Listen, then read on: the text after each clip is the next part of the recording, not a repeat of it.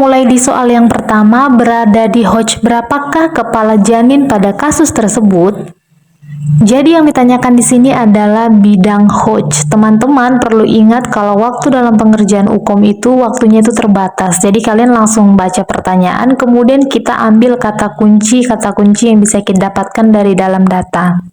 Misalnya nih, seperti soal ini yang ditanyakan adalah bidang Hodge. Berarti nanti kalau ada pertanyaan yang seperti ini, yang harus kalian perhatikan adalah data tentang perlimaan, dan kalau misalnya tidak ada tentang data perlimaan di dalam kasus, maka bisa kalian lihat hasil pemeriksaan dalam. Baik, kita lihat kasusnya. Seorang perempuan datang ke PMB mengeluh mules sejak 2 jam yang lalu. G1 P0A0, bidan segera melakukan pemeriksaan tekanan darahnya, nadinya, suhunya, pernapasannya semua dalam batas normal.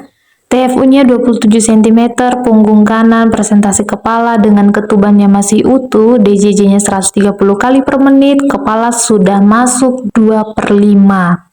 Jadi di sini kata kuncinya adalah kepalanya sudah masuk 2/5 dan VT-nya vaginatosnya terdapatkan pembukaannya 5 cm.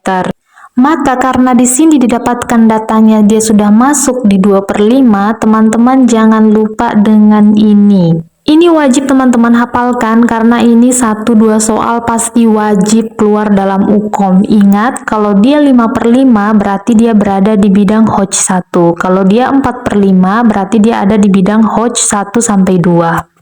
Kalau dia 3/5 berarti dia ada di bidang Hodge 2-3. Kalau dia 2/5 berarti dia di bidang Hodge 3+ atau sama dengan station 0. Kalau dia 1/5 berarti bidang Hodge-nya 3-4, dan kalau dia 0/5 bidang Hodge-nya adalah 4. Makanya teman-teman ini harus kalian hafal, harus kalian ingat tentang pembagian bidang Hodge berdasarkan perlimaan. Namun nanti kalau misalnya di dalam soal itu ditanyakan bidang Hodge tetapi tidak diketahui perlimaannya, kalian bisa lihat berdasarkan hasil pemeriksaan dalam. Maka yang perlu kalian perhatikan itu adalah kalau nanti diameter terbesar kepalanya berada di pinggir atas simpisis, maka dia berada di Hodge 1. Kalau misalnya di pinggir bawah simpisis, berarti dia di Hodge 2. Kalau dia sejajar dengan spina ischiadica, berarti dia berada di Hodge 3. Dan kalau sejajar dengan os coccygeus, berarti dia berada di Hodge 4. Maka yang dua ini kalian harus hafal ya teman-teman, tentang perlimaan dan juga tentang pemeriksaan dalam untuk menentukan seberapa jauh gitu kan penurunan kepalanya. Maka jawaban yang paling tepat untuk soal ini adalah yang C, yaitu di Hodge 3. Oke teman-teman, kita lanjut di soal yang kedua, yaitu apakah tindakan yang paling tepat pada kasus tersebut. Kasusnya apa? Kita lihat di sini seorang perempuan umur 23 tahun infartu kala 2 di PMB. G1 P0A0, ibu dipimpin meneran sejak jam 11 dan jam 11.45 bayinya juga belum lahir. Keadaan umumnya baik, tanda-tanda vitalnya semua dalam batas normal, DJJ-nya 135 kali per menit, HIS-nya 4 kali dalam 10 menit, lamanya 50 detik. Jadi di sini yang ditanyakan adalah tindakan yang paling tepat. Kan di sini dia katanya sudah dipimpin dari jam 11 dan sampai jam 11.45 juga belum lahir, berarti sudah 45 menit nih dipimpin oleh bidan dan bayinya belum lahir. Maka ini menurut teman-teman masih dalam batas normal atau enggak? Di sini kan dikatakan kalau ibunya primi ya, dia di sini G1, berarti dia ini masih primi gravida, maka ini masih masuk dalam batas normal karena kalau pada primi gravida batas skala 2 itu adalah 2 jam, berbeda dengan multi gravida. Sekali lagi saya ulang, kalau misalnya batasan skala 2 untuk pada primi itu 2 jam dan kalau untuk multi itu 1 jam, berarti ini masih dalam batas normal. Maka tindakan yang perlu dilakukan oleh bidan adalah kita lihat yang A, segera persiapkan rujukan. Ini tidak perlu ya teman-teman karena ini tadi saya katakan masih dalam batas normal. Kemudian kita melakukan episiotomi, ini juga kurang tepat. Kemudian yang C, ubah posisi. Ya, jawabannya adalah yang C, kita ubah posisi ibu. Saya ulang lagi, kalau misalnya nanti terdapat kasus yang seperti ini, kita sudah memimpin dia beneran, kemudian persalinannya belum maju, namun dengan catatan dia masih dalam batas normal, maka yang perlu kita lakukan adalah mengubah posisi ibu, kemudian kita bisa memberikan asupan nutrisi berupa cairan, kemudian kita bisa memeriksakan DJJ, karena kan kalau di dalam primigravida itu ada batasnya itu sampai 2 jam. Jadi di dalam 2 jam ini yang 3 ini yang perlu kita lakukan, kecuali dia sudah melewati 2 jam baru kita perlu melakukan rujukan. Oke, kita lanjut di soal yang berikutnya. Apakah asuhan yang paling tepat untuk Nyonya K? Nyonya K-nya kenapa ya? Kita lihat kasusnya. Nyonya K umur 28 tahun, G1 P0A0, hamil 38 minggu, datang ke PMB pukul 10, mengeluh mules dan ada dorongan ingin meneran. Berarti dia ini mau melahirkannya. Bidan segera melakukan pemeriksaan dan didapatkan tekanan darahnya 120/80, nadinya 80, suhunya 37, pernapasannya 25, hisnya 3 kali dalam 10 menit, lamanya 40 detik. Berarti hisnya di sini belum terlalu adekuat ya teman-teman. Terus TFU-nya di sini 3 jari di bawah PX. Punggung kanan, presentasi kepala, perabaannya di perlimaan 5/5, DJJ-nya 140 kali per menit. Jadi yang ditanyakan di sini adalah asuhan apa yang kira-kira yang paling tepat untuk Nyonya K. Oke, kita lihat dulu ya data-datanya. Di sini kan dikatakan dia G1, berarti dia preemie. Oke, kemudian dia hamil 38 minggu. Di sini dia berarti sudah aterem ya. Lalu di sini data-datanya, tanda-tanda vitalnya semua dalam batas normal, TFU-nya 3 jari di bawah PX, punggung kanan, presentasinya kepala, oke, perabaannya 5/5. Nah, ini dia yang menjadi masalahnya ya teman-teman. DJJ-nya di sini normal aja. Di sini dikatakan dia 5/5. Nah, tadi kan sebelum kita bahas soal ini, soal sebelumnya kita sudah membahas tentang perlimaan. Kalau dia 5/5 berarti dia masih ada di bidang HOJ1. Sementara dia ini sudah mau memasuki persalinan gitu. Ingat kalau misalnya dia primigravida harusnya di usia kehamilan 36 sampai 37 dia ini sudah masuk pintu atas panggul gitu loh. Sementara ini tidak, berarti ini kita curigai kalau ibunya ini panggulnya sempit gitu. Jadi dia kepala janinnya tidak bisa turun ke pintu atas panggul karena tadi panggulnya sempit. Itu yang kita curigai. Maka yang harus kita lakukan adalah segera kita rujuk gitu. Kita harus melakukan rujukan secara dini gitu supaya nanti kalau misalnya ternyata panggulnya sempit, kita bisa langsung memberikan tindakan agar dilakukan persalinan dengan cara seksio sesaria. Jadi jawaban yang paling tepat di sini adalah yang A, segera rujuk ke rumah sakit. Yang B, tidak mungkin kita pimpin meneran karena di sini perlimaannya masih di HOJ1.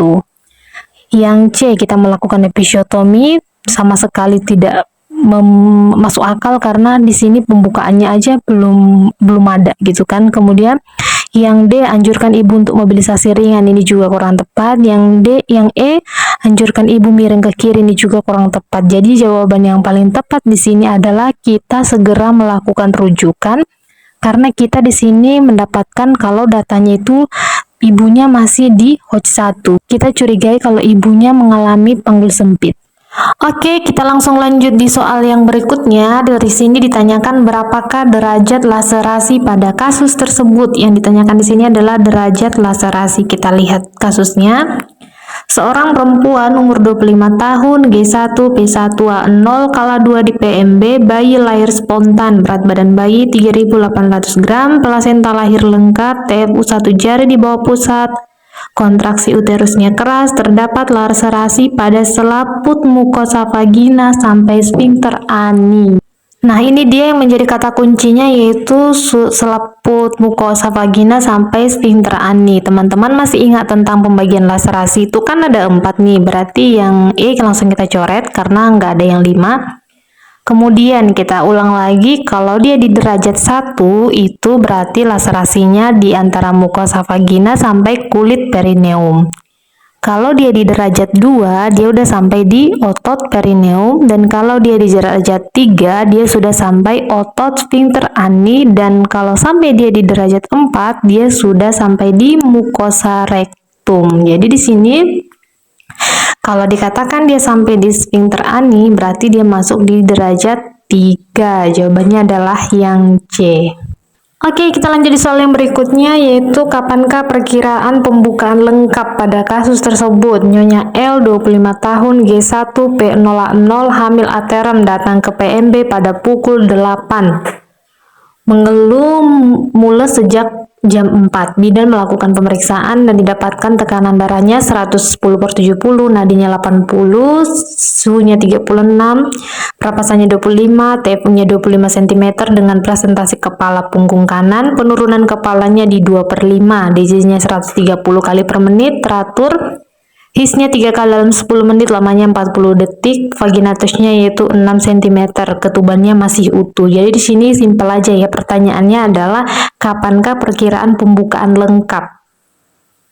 Ingat, kalau misalnya nanti ditanyakan kasus seperti ini, dan ini biasanya pasti yang ditanyakan adalah yang primi, belum pernah yang keluar itu yang bukan primi ya. Jadi teman-teman mesti ingat kalau misalnya dalam primigravida, perkiraan pembukaan pada persalinan itu adalah 1 cm per jam gitu. Jadi dalam 1 jam kita harapkan dapat membuka sebesar 1 cm.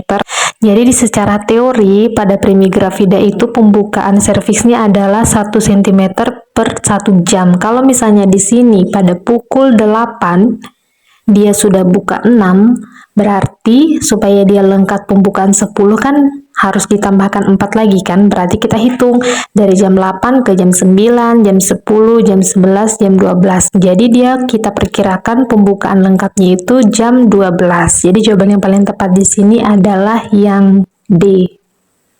Soal selanjutnya, Nyonya U, 20 tahun, G1, P00, hamil 38 minggu, datang ke PMB jam 6, mengeluh mules dan ada dorongan yang ingin meneran. Bidan segera melakukan pemeriksaan, didapatkan tekanan darahnya 110/80, nadinya 80 kali per menit, suhunya 37, pernapasannya 25, DJJ-nya 130, punggung kiri, presentasi kepala di Hodge 3 dengan pembukaannya di sini adalah 6 cm. Pertanyaannya adalah pada pukul berapakah akan dilakukan pemeriksaan suhu pada kasus tersebut? Yang ditanyakan di sini adalah pemeriksaan suhu. Jadi teman-teman perlu ingat kalau misalnya di fase laten dan di fase aktif ada beberapa yang berbeda. Kalian bisa lihat yang ini, kalau misalnya di tekanan darah, pembukaan serviks, penurunan kepala, ketuban, dan molase, baik dia di fase laten maupun di fase aktif, kita memeriksakannya per 4 jam. Yang beda itu adalah yang KDN, kontraksi, DJJ, dan nadi. KDN, kontraksi, DJJ, dan nadi. Kalau dia di fase laten, kita periksanya per 1 jam. Kalau di fase aktif, kita periksanya per 30 menit. Dan yang suhu itu lebih unik lagi, yaitu kalau misalnya dia di fase laten, kita periksanya per 4 jam. Kalau di fase aktif kita periksanya per 2 jam. Kalau misalnya di sini dikatakan tadi sudah diperiksa jam 6, maka kita akan memeriksakan suhunya 2 jam lagi. Karena ini sudah pembukaan 6, dia sudah masuk di fase aktif. Jadi jawaban yang paling tepat di sini adalah yang B. Untuk pembagian pemeriksaan ini teman-teman harus hafal ya, kalau misalnya tekanan darah, pembukaan serviks, penurunan kepala, ketuban, molase, dia per 4 jam baik di fase aktif maupun di fase laten. Sementara yang KDN yaitu kontraksi, DJJ, dan nadi, kita periksanya di fase laten yaitu per 1 jam, di fase aktif yaitu 30 menit. Sedangkan yang suhu di fase laten per 4 jam, sedangkan di fase aktif per 2 jam.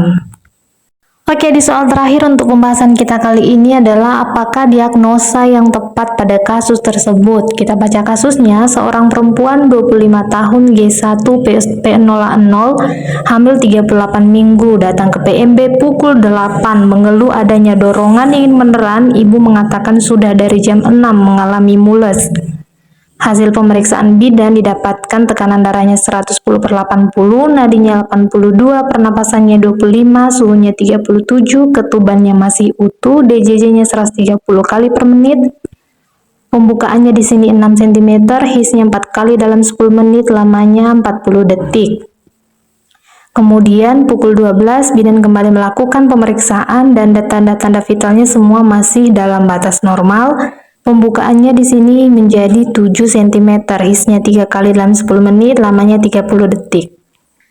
Jadi di sini kita lihat dulu kata kuncinya. Kalau dia ini primi, kemudian hamilnya aterem, dia datang jam 8, lalu pada pukul 8 pembukaannya kan di sini 6. Berarti karena dia primi, kita perkirakan pembukaannya pada pukul 12 harusnya kan sudah pembukaan lengkap kan?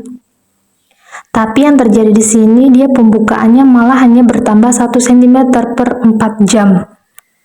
Ini yang menjadi kata kunci kita untuk menjawab soal ini. Kemudian di sini dikatakan pada pukul 8 tadi hisnya masih adekuat, yaitu 4 kali dalam 10 menit, lamanya 40 detik. Tapi pada pukul 12 ternyata pembukaannya bertambah 1 karena hisnya menurun gitu kan. Hisnya yang tadinya adekuat menjadi tidak adekuat, yaitu berkurang dia menjadi 3 kali dalam 10 menit, lamanya 30 detik. Maka his yang tidak adekuat ini kita sebut dengan inersia uteri. Jadi jawaban yang paling tepat di sini adalah yang C. Inersia uteri adalah kondisi di mana hisnya itu tidak adekuat untuk menimbulkan terjadinya pembukaan serviks. Atonia uteri adalah perdarahan pada postpartum yang terjadi akibat uterusnya tidak berkontraksi. Jadi jawabannya bukan yang ini. Tetania uteri ini adalah kebalikan dari inersia uteri, yaitu ketika dimana hisnya itu terlalu kuat, maka itu kita sebut dengan sebutan tetania uteri. Sedangkan incoordinate uterine action adalah kondisi di mana ketika hisnya itu adekuat, hisnya adekuat tetapi tidak diikuti dengan pembukaan, maka itu disebut dengan incoordinate uterine action.